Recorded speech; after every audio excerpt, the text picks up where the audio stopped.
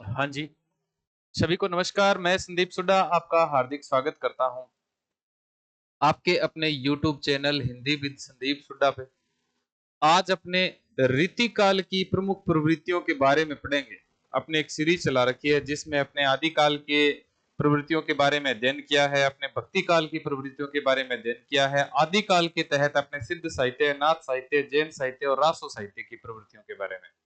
भक्ति काल में देखा जाए तो निर्गुण और सगुण, निगुण में दोनों धाराएं, ज्ञान मार्गी शाखा और प्रेम मार्गी शाखा अर्थात संत काव्य और सूफी काव्य।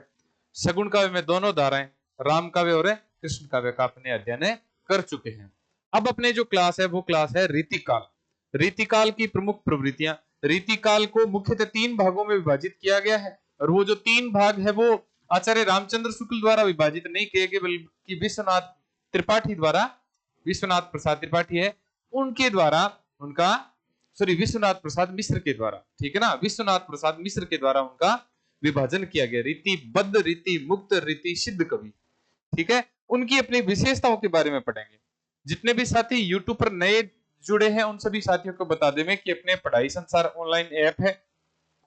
इस ऐप के माध्यम से आप वीडियो कंटेंट भी प्राप्त कर सकते हैं, अपने स्कूल व्याख्याता का, अपने सेकंड ग्रेड का, अपने असिस्टेंट प्रोफेसर का, अपने राजस्थान एसआई का, अपने थर्ड ग्रेड का, सेकंड ग्रेड का, जिस भी भर्ती में हिंदी से संबंधित कंटेंट चाहिए आपको वो सारा कंटेंट अपने पढ़ाई संसार ऑनलाइन ऐप पर प्रोवाइड हो जाएगा। हाँ जी, ये अपने रीतिकाल की प्रमुख प्रवृत्तियों का अध्ययन करते हैं। इसमें पहला भाग है वो है रीतिबद्ध कवि। सबसे महत्वपूर्ण है ये भी, ये रीतिबद्ध कवि है। रीतिबद्ध कवि है जो सबसे महत्वपूर्ण है आपके लिए।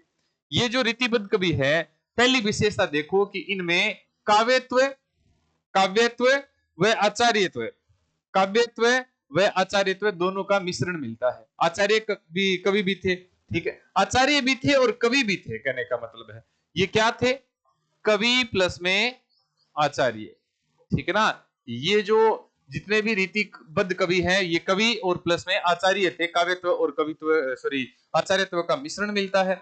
अब देखो अंतर्वस्तु के रूप में श्रृंगार का मिश्रण है। इसमें मुख्य जो रस है ना, मुख्य रस है वो श्रृंगार रस है भाई, मुख्य रस है। इनके काव्य में मुख्य क्या बात मिलती है, तो मुख्य बात इनमें श्रृंगार की मिलती है भाई।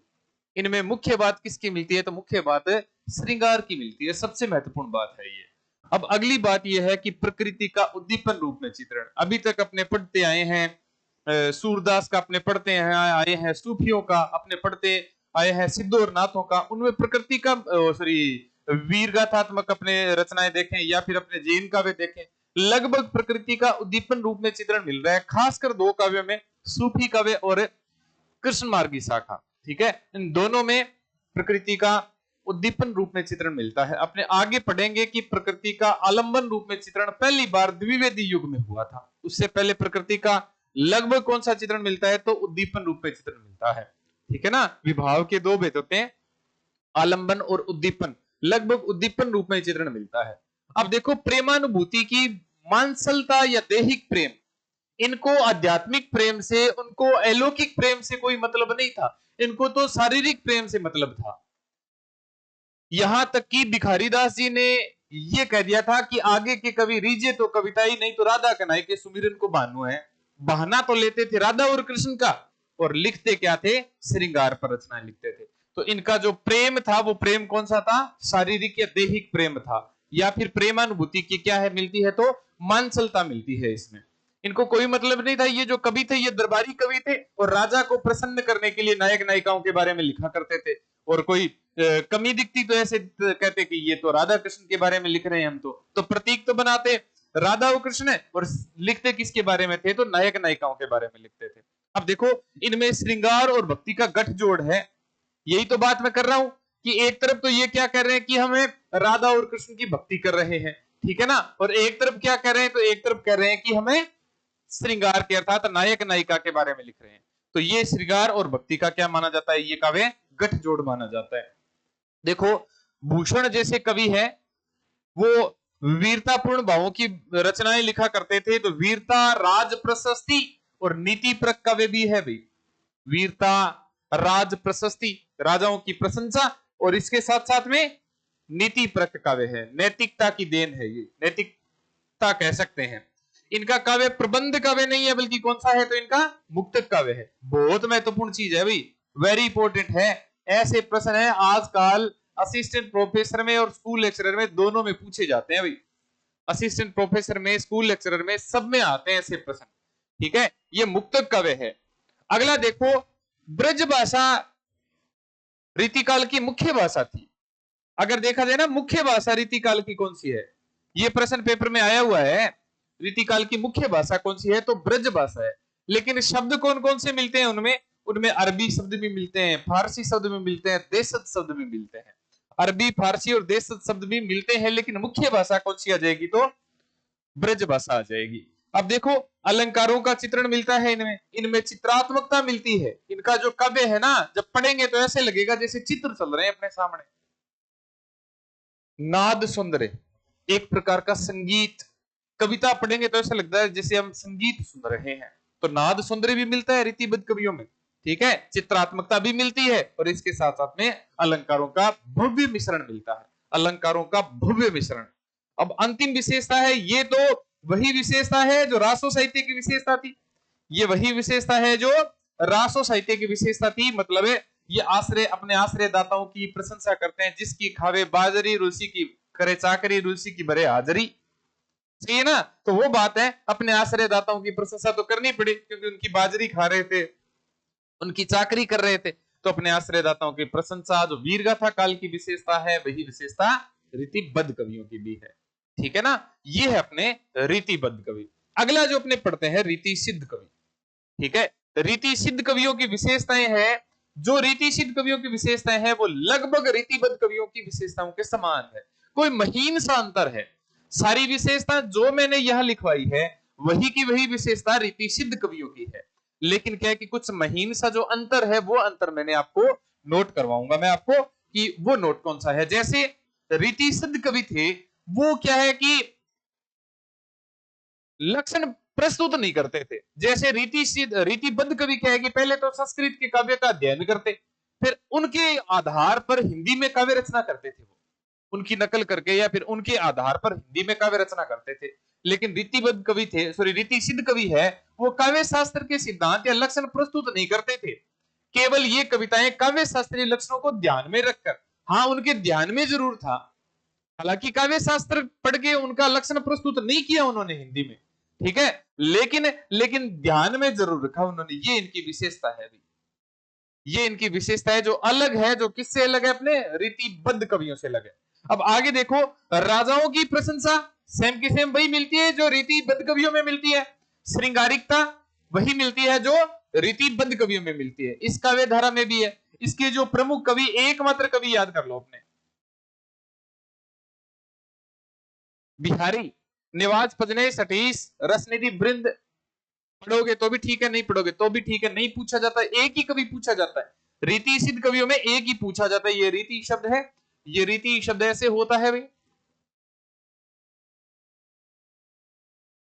रीति सिद्ध कवि ऐसे होता है, रीति सिद्ध कवि। ठीक है ना, तो एकमात्र कवि है बिहारी। बाकी आप याद करो तो कर लेना, ना करो तो भी कोई समस्या नहीं है। ये सेनापति के मैंने dot dot dot dot dot dot इस वजह से लगाया कि कई मानते हैं और कई नहीं मानते, इस वजह से। अब जो महत्वपूर्ण है वो है रीति मुक्त कवि। रीति मुक्त कवियों के तो नाम भी आपको याद करने पड़ेंगे। रीति सिद्ध कवि एक ही है बिहारी, बाकी बचेंगे वो सारे के सारे रीति बद्ध कवि आ जाएंगे। तो ऑप्शन ऐसे ही मिलेगा, आपने तो ऑप्शन छांटना है। ठीक है, इन कवियों के नाम लिख रहा हूं मैं। गणानंद, आलम, बोधा, ठाकुर, और अंतिम है वो है द्विजदेव। घनानंद, आलम, बोधा, ठाकुर और द्विजदेव, ये पांच कवि है। ये पांच कवि है जो क्या है, तो ये रीति मुक्त कवि है भाई, मुख्य रीति मुक्त कवि है। पेपर में प्रश्न इनका तो 100% ही पूछा जाता है। हर स्कूल लेक्चरर के एग्जाम में प्रश्न आया है इनका, हर असिस्टेंट प्रोफेसर के एग्जाम में इनका प्रश्न आया है, सेकंड ग्रेड के हर एक दूसरे साल में इनका प्रश्न पूछा गया है। देखो, रीति मुक्त कवियों की विशेषता है रीतिबद्ध और रीति सिद्ध कवियों से अलग है। वो अलग कैसे है कि इनका जो काव्य मिलता है वो स्वच्छंद काव्य धारा का मिलता है। ठीक है, किसी प्राश्रित नहीं है, ऐसा काव्य जो स्वच्छंद है और अकृत्रिम प्रेम का चित्रण। वहां तो मांसलता थी, शारीरिक प्रेम था, और यहाँ अलौकिक प्रेम है अर्थात अकृत्रिम प्रेम का चित्रण है। अकृत्रिम प्रेम का चित्रण जिसमें कुछ भी कृत्रिमता नहीं है, दिखावा नहीं है। असली जो प्रेम है ना, असली जो प्रेम है वो प्रेम है रीति मुक्त कवियों के काव्य में ही मिलता है भी। असली प्रेम मिलता है ना वो रीति मुक्त काव्य के कवियों में ही मिलता है। अब देखो इनमें श्रृंगार रस तो है लेकिन मुख्य रस कौन सा है, तो मुख्य वियोग रस है भाई। इसमें मुख्य रस कौन सा आ जाएगा, तो इसमें मुख्य वियोग रस आ जाएगा। संयोग श्रृंगार है वो तो गौण रस में ही आता है। ठीक है, इनके तो गौण काव्य लिखे गए संयोग में ज्यादातर, क्योंकि ये जो कवि थे इनको इनकी प्रेयसी ने या फिर इनकी नायिकाओं ने, ठीक है, इनको ठुकरा दिया था। तो वैसे इनके काव्य में क्या मिलेगा, तो लगभग विरह मिलेगा, वियोग मिलेगा, विप्रलंब श्रृंगार ही मिलेगा। संयोग श्रृंगार तो इनमें गौण मिलेगा। कब मिलेगा इसमें? अगला है स्वानुभूति की अभिव्यक्ति। स्वानुभूति की अभिव्यक्ति अर्थात इनकी नायिकाओं ने, तत्कालीन राजाओं ने इनको निकाल दिया, देश निकाला दे दिया, या फिर राजाओं से इनकी बनी नहीं, क्योंकि राजाओं ने जो कहा वैसे इन्होंने नहीं लिखा। तो क्या है कि ये अपने मन की अनुभूति व्यक्त करते हैं, अपनी अनुभूति को व्यक्त करते हैं। ये आत्म प्रधान काव्य मिलता है इनका, इनका काव्य मिलता है वो आत्म प्रधान काव्य मिलता है, अपने ऊपर आश्रित। जैसे घनानंद कहते हैं कि लोगन लागी कवित बनावत मोही तो मेरे कवित बनावत। लोग कवित बनाते हैं लेकिन मैं तो मेरे कवित बना रहा हूं। अर्थात क्या आ जाएगा, तो आत्म प्रदान आ जाएगा। अर्थात क्या आ जाएगा, तो स्वानुभूति की अभिव्यक्ति आ जाएगा। अगला देखो सौंदर्य चित्रण। सौंदर्य का चित्रण मिलता है, ठीक है ना, सौंदर्य का चित्रण मिलता है, सांस्कृतिक झांकियां मिलती है, तत्कालीन संस्कृति का चित्रण मिलता है। इसमें तत्कालीन संस्कृति क्या थी उसका भी चित्रण मिलता है, सौंदर्य का चित्रण मिलता है। देखो प्रकृति चित्रण भी मिलता है, प्रकृति में जिस प्रकार बदलाव हो रहा था, नायक नायिका किस प्रकार तड़प रहे थे, वो नायक नायिका का चित्रण मिलता है। तो प्रकृति का इसमें चित्रण मिलता है, लेकिन मिलता कैसे है, उद्दीपन रूप में चित्रण मिलता है।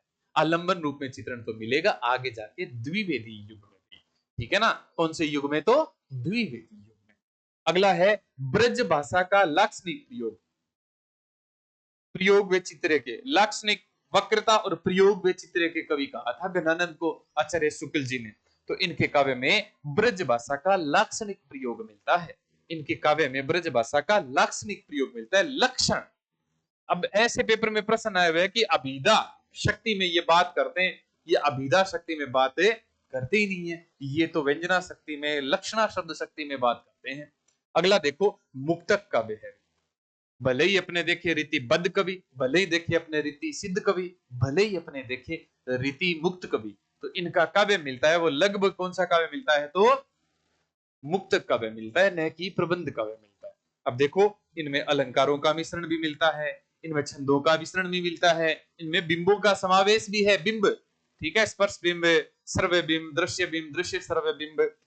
भक्तिपूर्ण उद्भावनाएं, महत्वपूर्ण चीज, भक्तिपूर्ण उद्भावनाएं। नायिकाओं ने इन कवियों को नकार दिया, अब इनका काम क्या करे, ठीक है, तो नायिकाओं ने तो इनको नकार दिया, राजा ने इनको निकाल दिया, तो लास्ट में आसरा क्या बचा, लास्ट में आश्रय वैराग्य बचा, भक्ति करो भाई। तो इनके काव्य में क्या मिलती है, भक्तिपूर्ण उद्भावनाएं मिलती है, ठीक है ना, याद कर लेना इनके काव्य में क्या मिलती है, तो भक्तिपूर्ण उद्भावनाएं मिलती है। ये है अपने रीति मुक्त काव्य, ये है अपने रीति काल की प्रमुख प्रवृत्तियां, ये है अपने रीति काल की प्रमुख विशेषताएं जो आपको जरूर पढ़नी चाहिए भी। अगर आप असिस्टेंट प्रोफेसर की तैयारी करते हो, अगर आप स्कूल लेक्चरर की तैयारी करते हो, अगर आप सेकंड ग्रेड की तैयारी करते हो, अगर आप नेट जेआरएफ सेट की तैयारी करते हो, या फिर आप नवोदय विद्यालय की, या फिर केंद्रीय विद्यालय की, या फिर पीजीटी की, हरियाणा की, उत्तर प्रदेश की, कोई भी हिंदी से संबंधित वैकेंसी की तैयारी कर रहे हो, ये विशेषताएं आपके पक्की पेपर में पूछी जाएगी, आपके इंटरव्यू में भी ये विशेषताएं पक्की पूछी जाती है। अगर ये तैयार कर लोगे तो इंटरव्यू में अगर कोई आपसे प्रश्न करेगा कि रीति मुक्त काव्य क्या है, तो आप ये विशेषताएं बता सकते हो, ये विशेषताएं अपने हिसाब से बता सकते हो, तो इंटरव्यूअर है वो बिल्कुल प्रभावित होता है। आपके लिए बहुत महत्वपूर्ण चीज है ये, ठीक है, ये आपके एग्जाम में सीधी सीधी पूछी जाएगी, याद रख लेना भी, ठीक है। मिलते हैं अगले वीडियो में। जो भी साथी नए इस वीडियो को देख रहे हैं वो इस वीडियो को लाइक और चैनल को सब्सक्राइब जरूर कर लेना, ताकि आने वाले वीडियो की नोटिफिकेशन है वो भी आप तक पहुंच रहे। क्यों? क्योंकि अभी तो मैंने रीति मुक्त कवि करवाए हैं, अभी तो भारतेंदु काल है, अभी तो द्विवेदी काल है, छायावाद है, प्रगतिवाद है, प्रयोगवाद है, नई कविता है, साठोतरी कविता है, अभी तो समकालीन कविता है। तो इतने काल तो अभी बचे हुए हैं, उनकी भी विशेषताएं अपने पढ़ेंगे। एक प्लेलिस्ट बना दूंगा, आप फ्री टाइम में इनको देख सकते हैं। ठीक है ना? धन्यवाद, मिलते हैं अगले वीडियो।